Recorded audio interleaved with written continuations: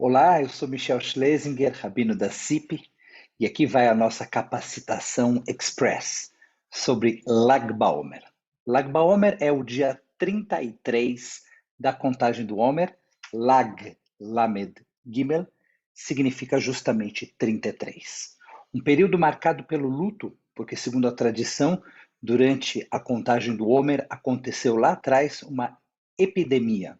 Vejam que ironia, que vitimou os alunos de Rabi Akiva. Justamente no dia 33, essa epidemia teria cessado, teria acabado.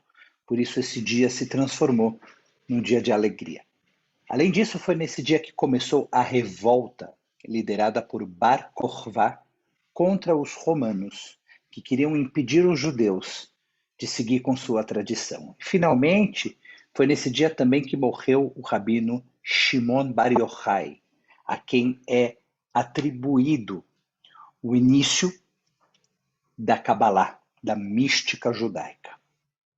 De todo modo, hoje em dia, em Israel, Lag BaOmer é um dia de muita alegria.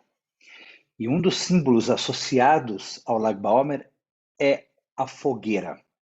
Costuma-se montar fogueiras ao ar livre, fazer celebrações com música, com comida, com churrasco. E por que a fogueira? A fogueira por alguns motivos. Primeiro, que o misticismo de Rabbi Shimon Bar Yochai pode estar associado à ideia da fogueira, um conhecimento que pode ser perigoso e ao mesmo tempo é fascinante e atraente.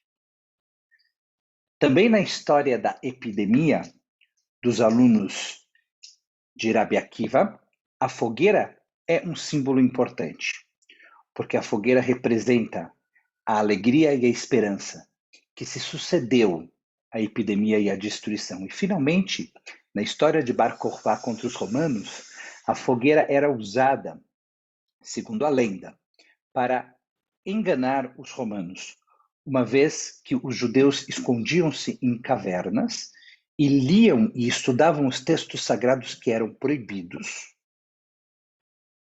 à luz de uma fogueira. Por tudo isso, a fogueira e o fogo tornaram-se o símbolo mais conhecido de Lag BaOmer. Desejo desde já que Lag BaOmer seja um dia de luz e de esperança, e que a gente logo supere esse desafio no qual todos nós estamos inseridos. Hag Sameach.